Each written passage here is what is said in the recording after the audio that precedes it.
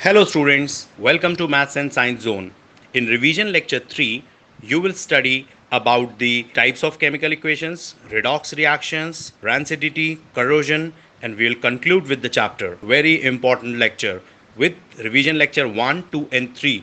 Revision class 3 और 3 का continuous in part 3 redox reactions. Redox में हम लोगों का जो ये रेड ऑक्स है ना, जो नाम दिया गया है रेड ऑक्स का, रेड माने लाल, ऑक्स माने बैल है ना, लाल बैल जो नाम दिया गया है, ये रेड आया किससे? रिडक्शन से, और ऑक्स आया किससे?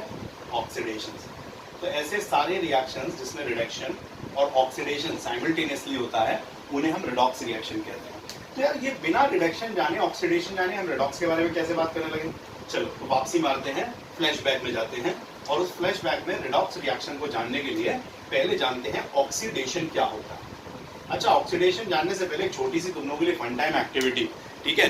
इससे जो पहले पार्ट तुमने कंटिन्यूस इन पार्ट 2 वीडियो देखा था, उस पार्ट 2 वीडियो में और पार्ट 3 वीडियो में मेरे बैकग्राउंड में 10 चेंजेस हैं। अब वो 10 चेंजेस कौन ऑब्जर्व करता है, और एक साथ 10 पूरे चेंजेस जिसको मिल जाए, जिसको ना मिले कोई बात नहीं, जिसने नहीं पार्टिसिपेट करना वो मत करे, लेकिन जो वो 10 चेंजेस ढूंढ ले, there will be a special prize for the person. अब वो कैसे मिलता है, कब मिलता है, वो मैं भी गारंटी नहीं कर रहा, but there will be a special prize जो 10 बैकग्राउंड के चेंजेस पॉइंट आउट करके एक साथ 10 एक मैसेज में मुझे भेजेगा, ठीक है? You can send on the group also. चलो ऑक्सीडेशन के बारे में बात करते हैं। ये ऑक्सीडेशन बेसिकली ऑक्सीडेशन यानी ऑक्सीजन का गेन होना, तो गेन ऑफ ऑक्सीजन। और भैया जैसे ऑक्सीजन का गेन हो गया उसे बाकी सारे लॉसेस हो जाए कोई फर्क नहीं पड़ता, है ना, क्योंकि जीवनदायिनी गैस तो यही है। तो गेन ऑफ ऑक्सीजन हो गया तो लॉस ऑफ हाइड्रोजन और लॉस ऑफ इलेक्ट्रॉन दोनों ही होते हैं, लॉस ऑफ इलेक्ट्रॉन। तो ये हमारे ऑक्सीडेशन के 3 पहचाने हैं: ऑक्सीजन का गेन होना, हाइड्रोजन का लॉस होना और इलेक्ट्रॉन्स का लॉस होना। बेसिकली हमारे कोर्स में ऑक्सीजन और हाइड्रोजन ही है, इलेक्ट्रॉन वाला केस अभी नहीं है, but we should know it, हमें पता होना चाहिए, क्योंकि कभी कभी किसी क्वेश्चन में इसका हमें दिमाग लगाना पड़ जाता है। तो ऑक्सीडेशन क्या है? ऑक्सीडेशन, नाम ही ऑक्सीजन से मिलता जुलता है, तो ऑक्सीजन का तो गेन हो ही रहा होगा, तो गेन अगर ऑक्सीजन का हो रहा है तो बाकी सारे लॉसेज हो रहे हैं, और उसका जस्ट उल्टा हमें रिडक्शन में याद रखना है। क्या याद रखना है? जिसका ऑक्सीडेशन में गेन हुआ था उसका लॉस हो जाए, बाकी दोनों गेन हो जाए। लॉस ऑफ ऑक्सीजन हो जाए और गेन ऑफ हाइड्रोजन हो जाए तो भी, और गेन ऑफ इसमें क्या होगा? मुंह में बोलो जल्दी से, मुझे सुनाई वाली ना दे, तुम बोलो। Gain of electron, gain of electron हो जाए तो भी आपका रिडक्शन ही कहलाएगा। अच्छा, लॉस ऑफ इलेक्ट्रॉन और गेन ऑफ इलेक्ट्रॉन का मतलब क्या हुआ? लॉस ऑफ इलेक्ट्रॉन का मतलब होता है जैसे तुमने मैग्नीशियम ने अपने 2 इलेक्ट्रॉन खोए और Mg2+ बनाया, तो ये क्या है? मैग्नीशियम का लॉस ऑफ इलेक्ट्रॉन। तो ये क्या प्रोसेस हुआ? Formation of cation is a process of oxidation, ठीक है? Formation of cation is a formation of cation, तो formation of cation is a process of oxidation, क्योंकि इसमें लॉस ऑफ इलेक्ट्रॉन्स होता है, ठीक है? ऐसे ही अगर मैंने कहा कि क्लोरीन है, तो क्लोरीन के केस में क्लोरीन ने एक इलेक्ट्रॉन गेन किया और Cl नेगेटिव बनाया, तो Cl नेगेटिव बनाने पे क्या बनाया इसने? एनायन बनाया। तो formation of anion, formation of anion is reduction, ये रिडक्शन का एक हिस्सा है। अगर फॉर्मेशन ऑफ एनायन हो रहा है तो एक रिडक्शन का हिस्सा है, क्योंकि फॉर्मेशन ऑफ एनायन में गेन ऑफ इलेक्ट्रॉन होता है और फॉर्मेशन ऑफ कैटायन में लॉस ऑफ इलेक्ट्रॉन होता है। तो इसके बारे में बस इतनी सी जानकारी तुम्हें बहुत है, जहां पर लॉस ऑफ इलेक्ट्रॉन है वो ऑक्सीडेशन है, यहाँ पे गेन ऑफ इलेक्ट्रॉन है वो रिडक्शन, ठीक है? फाइन। अब इस वाले हिस्से को मैं मिटा दे रहा हूँ। क्यों मिटा दे रहा हूँ? क्योंकि इसकी जरूरत हमारे चैप्टर में कम है। बस इन्हीं 2 से पहचान लो, ऑक्सीडेशन में ऑक्सीजन का गेन, हाइड्रोजन का लॉस, रिडक्शन में ऑक्सीजन का लॉस, गेन ऑफ हाइड्रोजन। और जिन भी रिएक्शंस में ऑक्सीडेशन और रिडक्शन एक साथ होते हैं उन्हीं को हम लोग बोलते हैं redox reaction. Most of the reactions of chemistry are redox reactions, क्योंकि जहां पर भी ऑक्सीजन और हाइड्रोजन इन्वॉल्व होते हैं वहां पर किसी को कुछ मिल रहा होता है, किसी के पास से कुछ जा रहा होता है। अब समझने की बात इन रिडॉक्स रिएक्शंस में, redox reaction become very simple ना, तो रिडॉक्स रिएक्शन में समझने वाली बात क्या है कि एक मैं सबसे सिंपल रिडॉक्स रिएक्शन देता हूं।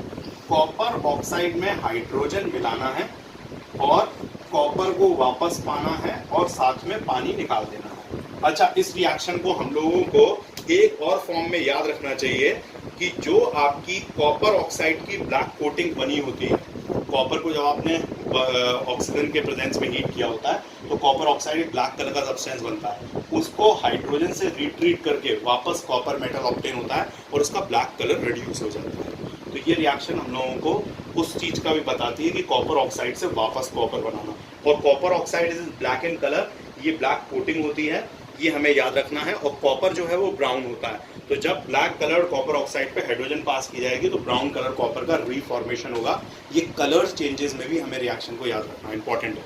चलो, ये one of the most common redox reaction है। यहाँ पर हाँ, जब ऑक्सीजन हाइड्रोजन दोनों फील्ड में हो ना तो ऑक्सीजन का वर्चस्व ज्यादा होता है, ऑक्सीजन की इंपॉर्टेंस डोमिनेशन ज्यादा होता है। तो ऑक्सीजन के इन्फ्लुएंस को यहाँ पे गौर करेंगे, हाइड्रोजन के इन्फ्लुएंस को नहीं। तो अब यहाँ पर बात करते हैं हम लोग कि इस हाइड्रोजन ने, कॉपर ऑक्साइड ने अपने आप को कॉपर बनाया, तो इसने क्या किया, लॉस ऑफ ऑक्सीजन हुआ। तो लॉस ऑफ ऑक्सीजन क्या होता है, रिडक्शन होता है। तो कॉपर ऑक्साइड का रिडक्शन हुआ, तो reduction of copper oxide to copper. हम लोगों का पहला इसका नोट हुआ, reduction of copper oxide into copper. अब यहाँ पे आप गौर करो, हाइड्रोजन ने ऑक्सीजन को गेन किया, तुम यहाँ पर हाइड्रोजन को ऑक्सीजन का गेन ऑफ ऑक्सीजन लिखोगे, गेन ऑफ ऑक्सीजन। तो ये गेन ऑफ ऑक्सीजन आपका किसको शो करता है, ऑक्सीडेशन, ये ऑक्सीडेशन को शो करता है। अब यहाँ पे हम लोग सेकेंड चीज क्या लिखेंगे कि oxidation of H2 into H2। ठीक है, ये हमारी दो ऑब्जर्वेशंस हुई, फर्स्ट ऑब्जर्वेशन, सेकेंड ऑब्जर्वेशन। अब इससे थर्ड और फोर्थ ऑब्जर्वेशन रेड्यूसिंग एजेंट और ऑक्सीडाइजिंग एजेंट की निकालनी है। ठीक है, कॉपर ऑक्साइड का रिडक्शन हुआ है, उसने रिडक्शन में लॉस ऑफ ऑक्सीजन किया, तो ये लॉस ऑफ ऑक्सीजन कर किसने इसमें मजबूर किया, इसको ऑक्सीजन को लूज कराने में किसने मजबूर किया, हाइड्रोजन ने। क्योंकि हाइड्रोजन चाहता था कि कॉपर अपनी ऑक्सीजन छोड़े और वो उस ऑक्सीजन को स्वीकार ले।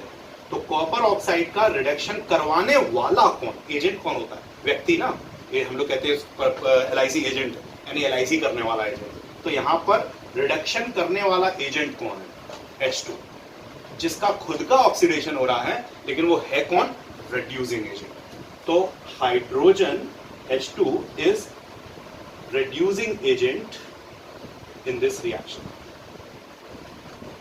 क्यों reducing agent है, क्योंकि इसने कॉपर ऑक्साइड का रिडक्शन कराया इसकी लॉस ऑफ ऑक्सीजन के साथ। अब हाइड्रोजन का क्या हुआ, ऑक्सीडेशन हुआ। कैसे हुआ, गेन ऑफ ऑक्सीजन से हुआ। तो गेन ऑफ ऑक्सीजन इसको कराया किसने, अगर कॉपर ने अपनी ऑक्सीजन छोड़ी तभी तो इसका गेन ऑफ ऑक्सीजन हो पाया। तो ऑक्सीजन छोड़ने वाला कौन था, कॉपर ऑक्साइड, यानी यही रिस्पॉन्सिबल है ऑक्सीजन का गेन करवाने में, ऑक्सीडेशन करवाने में। ऑक्सीडाइजिंग एजेंट कौन हुआ, कॉपर ऑक्साइड। हमारी फोर्थ ऑब्जर्वेशन है, copper oxide is oxidising agent. ठीक है, अब एक की रूल याद रखना, जिसका रिडक्शन होता है वो ऑक्सीडाइजिंग एजेंट होता है और जिसका ऑक्सीडेशन होता है वो रिड्यूसिंग एजेंट होता है। किसका किसमें ऑक्सीडेशन, किसका किसमें, कौन ऑक्सीडाइजिंग एजेंट, कौन रिड्यूसिंग एजेंट। ठीक है, I will be prescribing this homework, but video जब देख लेंगे you will ask for the homework. Sir आपने वीडियो में कहा था वाला होमवर्क दीजिए, तभी होमवर्क दूंगा। लेट मी सी सब लोग वीडियो अच्छे से देख रहे हैं कि नहीं देख रहे। ठीक है, चलो रिडॉक्स रिएक्शन का एक एग्जांपल और ले लेता हूँ। इस चारों का तुम लोग मुझे बताओगे इस उसमें चारों का क्या हो रहा है। मैंने लिया MnO2, NCERT वाले ले रहा हूँ, मैग्नीज ऑक्साइड, इसमें मिला रहा हूँ आपका HCl और HCl मिला के MnCl2 का फॉर्मेशन, यानी मैग्नीज क्लोराइड का। अच्छा, मैग्नीज यहाँ पे वैलेंसीज चेंज कर रहा है, H2O प्लस Cl2 का फॉर्मेशन। अब ये बैलेंस तो नहीं है, तो बैलेंस करने के लिए यहाँ पे 4 और 2, ठीक है, यहाँ पे 4 HCl कर लिए, यहाँ पे ट्वाइस H2O कर लिया। तो एक बार चेक कर लो, MN1 O2 2, O2 2, ऑक्सीजन मतलब 2, हाइड्रोजन यहाँ पे 4, हाइड्रोजन यहाँ पे 4, क्लोरीन यहाँ पे 4, क्लोरीन यहाँ पे 2 ही हो रहे हैं, और बढ़ाओ भाई, ट्वाइस Cl2। ठीक है, नहीं Cl2 यहाँ पे भी था, यहाँ ट्वाइस नहीं होगा, सिर्फ Cl2 होगा, क्योंकि ये Cl2 और ये Cl2 चार हो तो गए Cl2। ठीक है, तो ये अपना रिएक्शन हुआ। अब इसमें आप ये देख सकते हो कि 1 मोल ऑफ मैग्नीज ऑक्साइड, यहाँ पे मैग्नीज की 4+ वैलेंसी आ रही है, 4 मोल्स ऑफ HCl लिए, 1 मोल ऑफ मैग्नीज क्लोराइड बना, यहाँ पर मैग्नीज की वैलेंसी +2 आ रही है। Change of valency is very much possible in the reaction. तो यहाँ पर 2 मोल्स ऑफ वाटर और 1 mole of chlorine gas release हुई है, ठीक है, पंजेंट स्मेलिंग क्लोरीन गैस। अच्छा, पंजेंट स्मेलिंग और कौन सी गैस होती थी, कौन सी होती थी pungent smelling gas? SO2, sulphur dioxide is also a pungent smelling gas, है ना। सल्फर को जब बर्न करते हैं तो सल्फर डाइऑक्साइड निकलती है, वो भी पंजेंट स्मेलिंग होती है, क्लोरीन भी पंजेंट स्मेलिंग। चल, अब यहाँ पर ऑक्सीडेशन और रिडक्शन की वजह से बात बता दो। यहाँ पे ऑक्सीडेशन किसका हो रहा है? MnO2 becomes MnCl2, तो लॉस ऑफ ऑक्सीजन से क्या हुआ इसका? लॉस ऑफ ऑक्सीजन से क्या हुआ? लॉस ऑफ ऑक्सीजन इज, बोलो बोलो मुंह में, लॉस ऑफ ऑक्सीजन। मुझे सुनाई नहीं देगा, तुम अपने मुंह में बोल लिए ना, लॉस ऑफ ऑक्सीजन का मतलब रिडक्शन, ठीक है। अच्छा, अब यहाँ पे HCl जो है, इसमें अगर हम Cl से कंपेयर करें तो यहाँ लॉस ऑफ हाइड्रोजन हुआ है इसका, तो लॉस ऑफ हाइड्रोजन का मतलब ऑक्सीडेशन, लॉस ऑफ हाइड्रोजन यानी कि ऑक्सीडेशन, ठीक है, Cl का ऑक्सीडेशन। और वाटर को हम कंसीडर नहीं कर रहे हैं, तो यहाँ पर MnO2, पहला हमारा स्टेप क्या होगा? MnO2 becomes MnCl2 with the loss of oxygen, reduction process. HCl becomes Cl2, loss of hydrogen, oxidation process.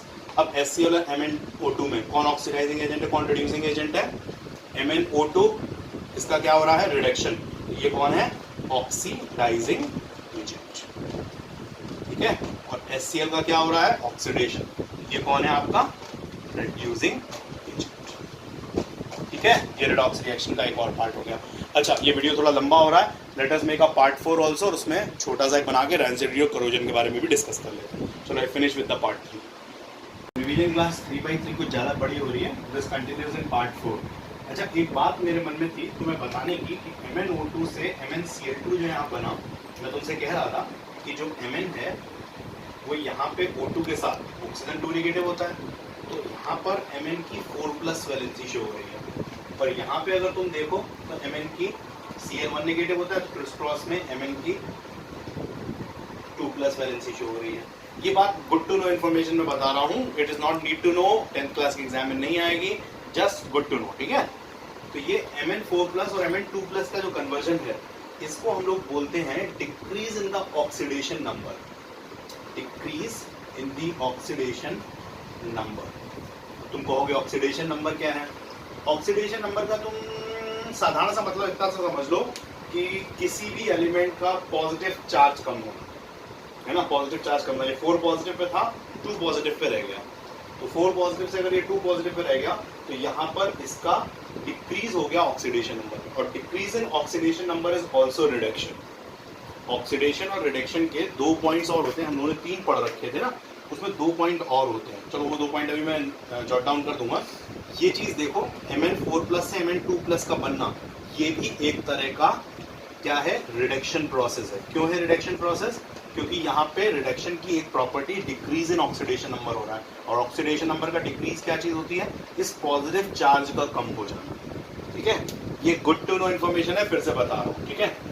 Redox reactions का या ऑक्सीडेशन और रिडक्शन रिएक्शंस का पार्ट है। अच्छा, एक बात और बोलूं, सारे के सारे रिएक्शंस, अगर ऑक्सीडेशन हो रहा है तो साइमल्टेनियसली रिडक्शन होगा ही होगा, और अगर रिडक्शन हो रहा है तो साइमल्टेनियसली ऑक्सीडेशन होगा ही होगा, क्योंकि कोई भी रिएक्शन ओनली ऑक्सीडेशन या ओनली रिडक्शन नाम की नहीं होती। ओनली ऑक्सीडेशन जैसा कोई रिएक्शन नहीं होता, ओनली रिडक्शन जैसा कोई रिएक्शन नहीं होता, ठीक है। अगर एक होगा तो वो रिडॉक्स ही होगा, यानी रिडक्शन और ऑक्सीडेशन साइमल्टेनियसली चलने वाले प्रोसेस हैं। किसी भी रिएक्शन में अकेला ऑक्सीडेशन या अकेला रिडक्शन नहीं हो सकता, ठीक है। चलो, अब मैं क्या बात बता रहा था? ऑक्सीडेशन के तुम्हें 2 पॉइंट्स और बता रहा था। तुम्हारे सिलेबस में 2 हैं, बट 5 जो है तुम जान सकते हो क्लास 10th के हिसाब से, भले ही एग्जाम में तुम्हारा 2 ही बेस्ड आएगा।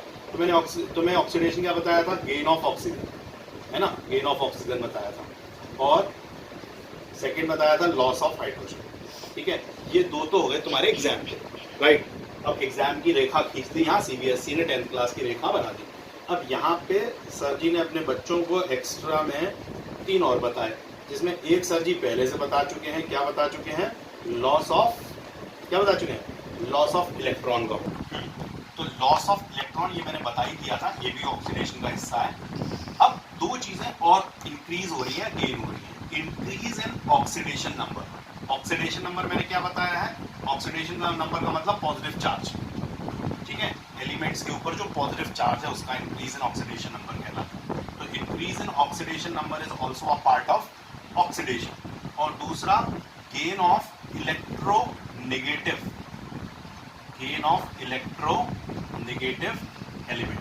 इलेक्ट्रोनेगेटिव एलिमेंट कैसे होते हैं? कहीं किसी को Cl का मिल जाना, F का मिल जाना, फ्लोरीन का, क्लोरीन का, ब्रोमीन का, ऑक्सीजन का, ये ऑक्सीजन मत लाते हैं क्योंकि ऑक्सीजन ऑलरेडी है यहाँ पे, ब्रोमीन का, ये सब इलेक्ट्रोनेगेटिव एलिमेंट्स कहलाते हैं क्योंकि इनका नेगेटिव कैरियर होते हैं, नेगेटिव चार्जेस होते हैं इनके ऊपर। अच्छा, अब रिडक्शन में भी इन्हीं के जैसा होगा। गेन ऑफ ऑक्सीजन की जगह लॉस ऑफ ऑक्सीजन था, लॉस ऑफ हाइड्रोजन की जगह गेन ऑफ हाइड्रोजन था। ये हमारे कोर्स वाले दोनों खत्म हो गए। फिर एक्स्ट्रा नॉलेज वाले हमारे लॉस ऑफ इलेक्ट्रॉन की जगह यहाँ गेन ऑफ इलेक्ट्रॉन कर दिया मैंने। अच्छा, इंक्रीज इन ऑक्सीडेशन नंबर का यहाँ पे डिक्रीज इन ऑक्सीडेशन नंबर कर दिया। यही बात जो है मैंने डिक्रीज इन ऑक्सीडेशन नंबर की मैग्नीज ऑक्साइड वाले केस में बताई थी। Decrease in oxidation number, decrease in oxidation number. और गेन ऑफ है यहाँ पे लॉस ऑफ इलेक्ट्रो नेगेटिव, या इसमें भी गेन के टर्म्स में कर दूं, गेन करके इलेक्ट्रो पॉजिटिव कंपाउंड्स कर दूं तो भी चलेगा, है ना। या तो लॉस ऑफ इलेक्ट्रो नेगेटिव कर दो और गेन ऑफ इलेक्ट्रो पॉजिटिव भी कर सकते हैं। गेन ऑफ इलेक्ट्रो पॉजिटिव कौन होते हैं? सोडियम, पोटेशियम, इस तरह का अगर किसी में गेन हो रहा है तो वो भी पार्ट ऑफ रिडक्शन होता है। ठीक है, ये सब गुड टू नो नॉलेज वालों के लिए पार्ट मैंने बनाया है इससे का कि ये लॉस ऑफ इलेक्ट्रोनेगेटिव या फिर गेन ऑफ इलेक्ट्रो पॉजिटिव, ये भी रिडक्शन का हिस्सा है। अब अगर हम लोग एक आध इन चीज़ों के ब्याफ पे भी देखें तो हम लोग देख सकते हैं कि ऑक्सीडेशन रिडक्शन में जो मेरा सबसे पहला एनसीईआरटी का दिया हुआ है कि कॉपर प्लस ऑक्सीजन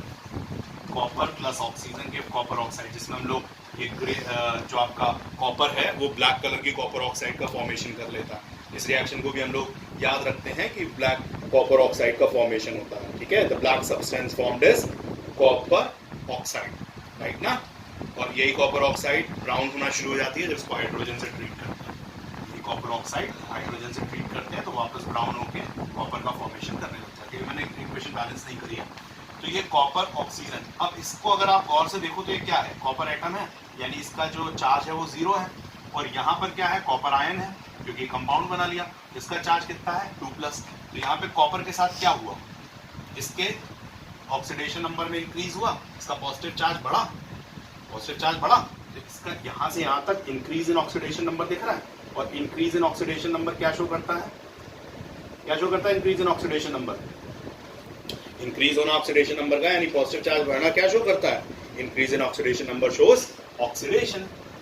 इंक्रीज हो रहा है तो ये ऑक्सीडेशन है। और वैसे तुम देख ही रहे हो कि कॉपर का कॉपर ऑक्साइड बनना गेन ऑफ ऑक्सीजन से भी ऑक्सीडेशन है, और इंक्रीज इन ऑक्सीडेशन नंबर से भी ये ऑक्सीडेशन ही कहलाएगा। ऑक्सीडेशन नंबर आई होप समझ में आ गया होगा, पॉजिटिव चार्ज का बढ़ना।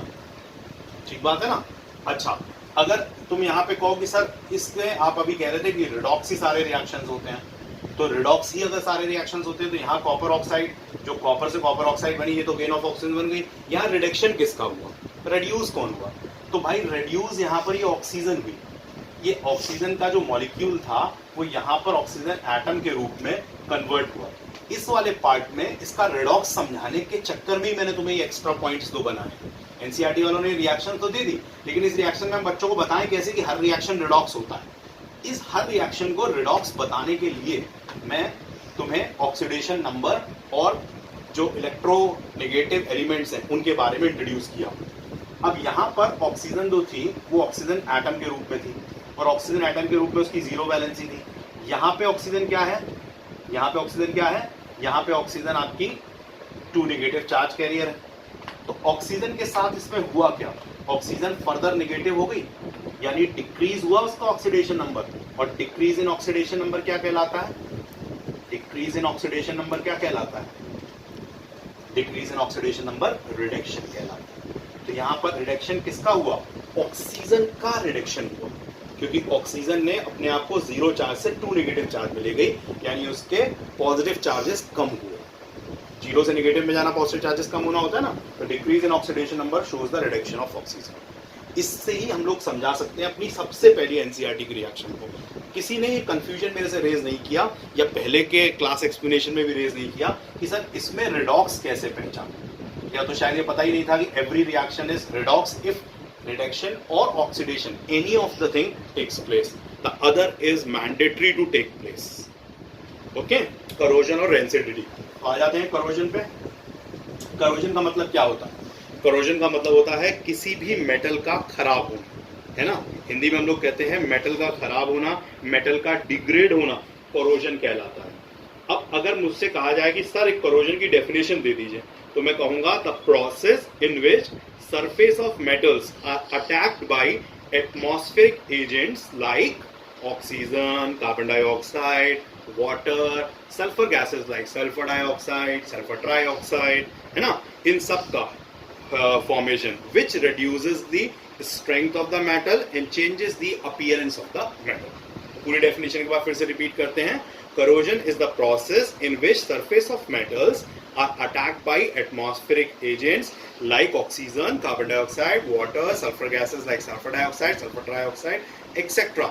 This reduces the strength of the metal and changes the appearance of the metal. This is called corrosion. अब corrosion में हम लोग सबसे पॉपुलर corrosion किसका जानते हैं? सबसे पॉपुलर corrosion जानते हैं आयरन का, है ना। आयरन के corrosion को स्पेशल नेम भी दिया गया है रस्टिंग। अच्छा, रस्ट का फॉर्मूला क्या होता है? रस्ट का फॉर्मूला होता है Fe2O3.XH2O।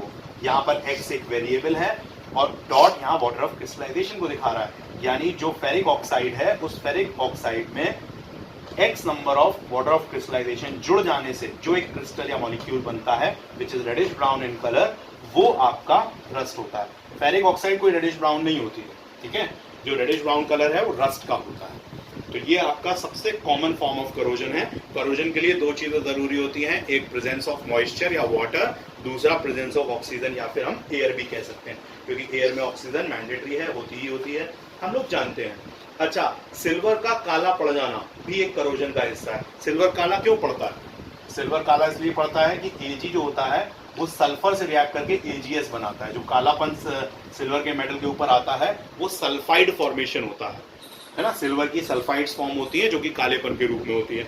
और कॉपर जो होता है वो ग्रीनिश शेड ले लेता है। क्यों ग्रीनिश शेड ले लेता है? हल्का कभी ब्लूइश ग्रीनिश सा शेड आ जाता है, वो कॉपर के कार्बोनेट्स के कारण होता है। कॉपर जो होता है वो कार्बन डाइऑक्साइड से एटमॉस्फेयर की रिएक्ट करता है और कॉपर कार्बोनेट का फॉर्मेशन करता है।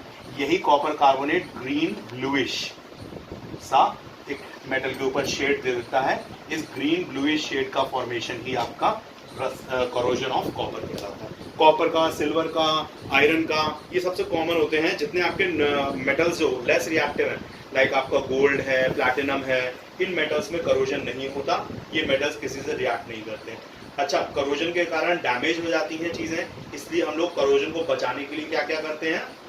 अच्छा, corrosion is one of the very serious problem है, because lot of metal is being waste. और मेटल हमारा एक रिन्यूएबल सोर्स नहीं है, हमें ओर्स में से इसको एक्सट्रैक्ट करके निकालना पड़ता है, और ओर्स हमारे यहाँ लिमिटेड है। हम लोग पूरा जानते हैं ना कि कैसे हम लोगों को प्राप्त होते हैं मेटल्स।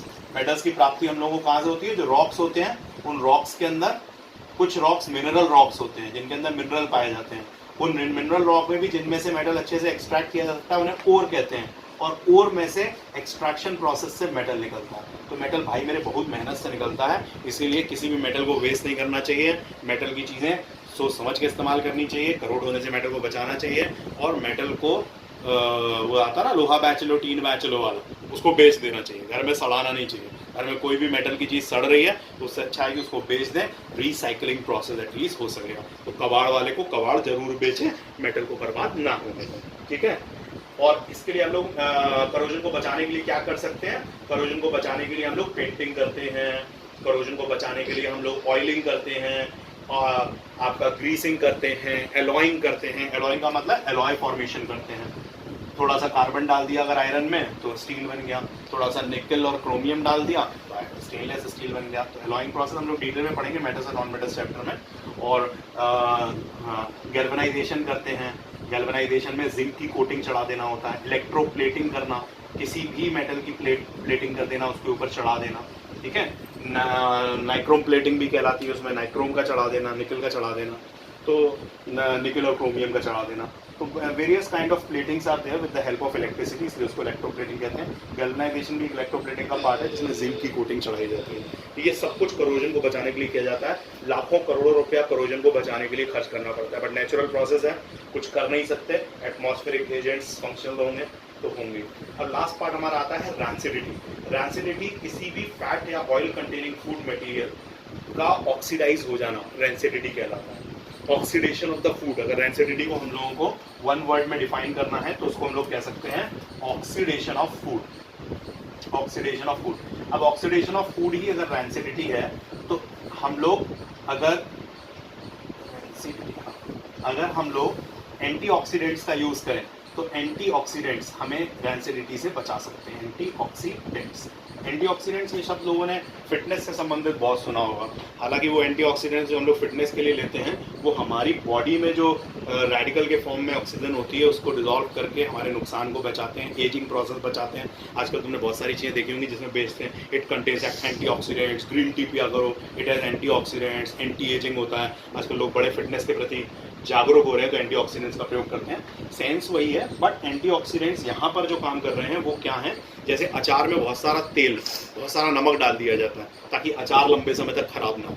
अब तुम कहोगे तेल ही तो सर ऑक्सीडाइज होने से बचाना है, अचार को इसीलिए सील पैक डब्बों में रखा जाता है तो वो आसानी से रैंसिड नहीं होता।